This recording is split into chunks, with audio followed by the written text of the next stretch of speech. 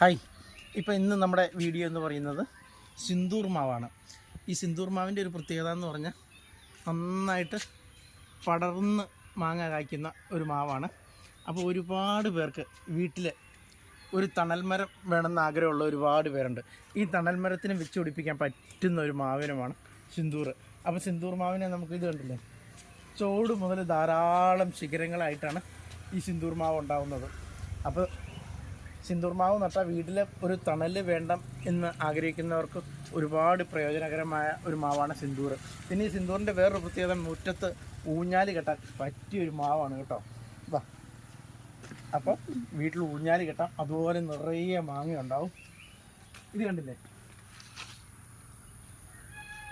സിന്ദൂർ മാവിൻ്റെ ഒരു പ്രത്യേകത എന്ന് പറഞ്ഞു കഴിഞ്ഞാൽ ഇത് മൂത്ത് വരുമ്പോഴത്തേക്കും ഈ സൈഡിൽ ഇങ്ങനെ ഒരു ചുവപ്പ് കളർ വരും. ഇതാണ് സിന്ദൂർ മാവിൻ്റെ പ്രത്യേകത.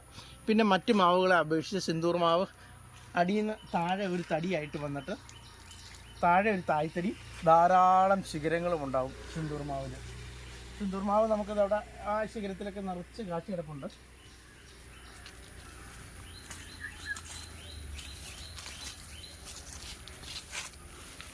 ഇത് കണ്ടില്ലേ, ഇതാണ് സിന്ദൂർ മാവിൻ്റെ ഒരു പ്രത്യേകത.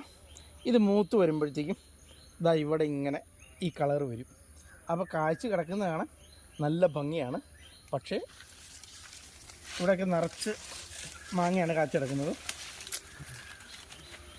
എല്ലാ മാവും മുറ്റത്ത് ഇങ്ങനെ കാഴ്ച കിടക്കാനായിട്ട് ഈ കളറ് മാങ്ങയിൽ ഇങ്ങനെ വരും, പച്ചയോട് ചേർന്ന് ഒരു ചുവപ്പ് കളർ.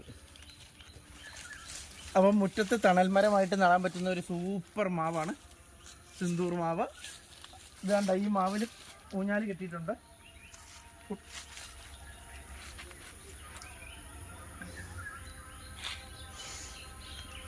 അപ്പം വീട്ടുമുറ്റത്ത് ഒരു തണൽ മരവും അതുപോലെ ധാരാളം മാങ്ങയും ഊഞ്ഞാലും കെട്ടാൻ പറ്റുന്ന ഒരുപാട് പടർന്ന് പന്തലിച്ച് കിടക്കുന്ന ഒരു മാവനമാണ് സിന്ദൂർ മാവ്. അവിടെയൊക്കെ നിറയെ കായ്ക്കും കേട്ടോ.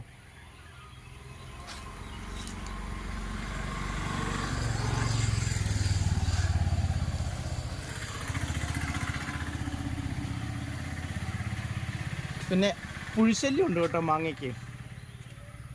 പുഴുശല്യം ഒഴിവാക്കാനായിട്ട് ഒന്നുമില്ല, ഈ പൂവായിരിക്കുമ്പോൾ മുതൽ നമ്മൾ മരുന്നടിക്കുക. പൂവായിരിക്കുമ്പോഴാണ് ഇതിൻ്റെ അകത്ത് പുഴു കേടുന്നത്. പിന്നെ സിന്ദൂർ മാവിൽ നിറയെ കൊലകൊത്തി ഇങ്ങനെ ധാരാളമായിട്ട് മാങ്ങ കായ്ക്കും. ഇത് കാണുന്നത് തന്നെ ഒരു ഭംഗിയാണ് സിന്ദൂർ മാവ്. അപ്പോൾ ഇതൊക്കെയാണ് എൻ്റെ സിന്ദൂർ മാവിൻ്റെ വിശേഷങ്ങൾ. ഇത് കാണുന്ന എല്ലാവരും ഒന്ന് ലൈക്ക് ചെയ്യണം, ഷെയർ ചെയ്യണം, സബ്സ്ക്രൈബ് ചെയ്യണം. Thank you.